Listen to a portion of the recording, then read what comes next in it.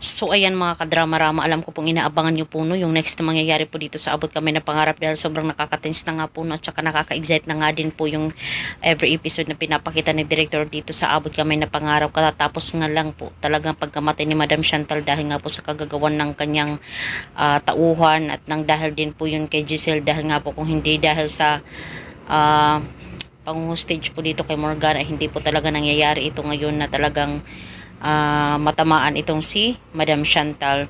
So alam naman po talaga natin mga kadrama na itong si Morgana or itong si Moira ay hindi talaga titigil hanggat hindi siya po nakakapagiganti. Noon pa man talaga ay gusto niya na talagang maghiganti. Hanggang ngayon lalo siyang maghiganti dahil nga po sa pagkamatay ng kanyang mama na si Chantal. At sinisisi talaga ni Moira na mga tanyag ang may kagagawan ng lahat ng yun. So ngayon, yung ginawa ni Moira ay talagang sinuhulan niya itong si Gilbert no, para lagyan talaga ng bomba yung sinasakyan nila Giselle at saka nila RJ, nila Annalyn.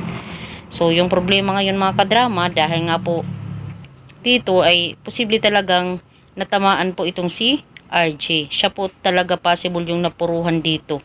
Diba? Kasi nung time nakita ko yung sasakyan parang mayroon silang nasagasaan or may dumaan sa kanilang sasakyan.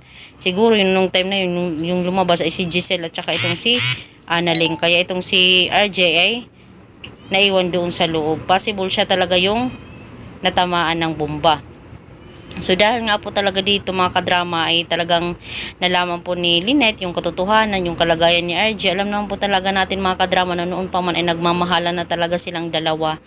Kaya itong si Lynette, sobra talaga yung iyak niya, sobra yung lungkot niya na talagang hindi siya makapaniwala sa nangyari na naman kay RJ. Parang dilubyo na naman kasi dati di ba yung nangyari sa kanya, nahulog siya sa hagdan hanggat sa hindi na niya maalala yung lahat. Siguro mga kadrama ito na yung pamamaraan no para maibalik na yung alaala ni RJ. Sana hindi yun makalimutan ni Director na ibalik niya yung alaala ni RJ nung time na yun. So dahil nga po sa nangyari dito talagang sobra po yung galit ngayon ni Lynette dahil alam niya talaga kung sino yung may kagagawa na naman nito, kundi itong si Morgana or itong si Moira, diba? At dahil dito talagang tatanungin niya itong si Moira, anong ginawa mo sa kay RJ.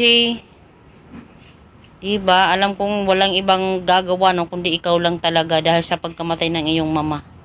Wala naman talaga silang ibang kontra kundi itong sila Morgana.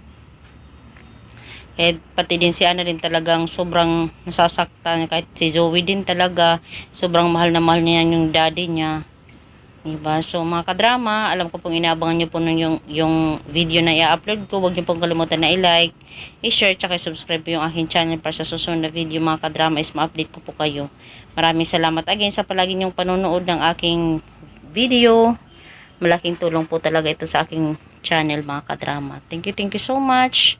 Abang-abang na lang po tayo mga kadramatic, mga kaabangers, mga kaabot kamay.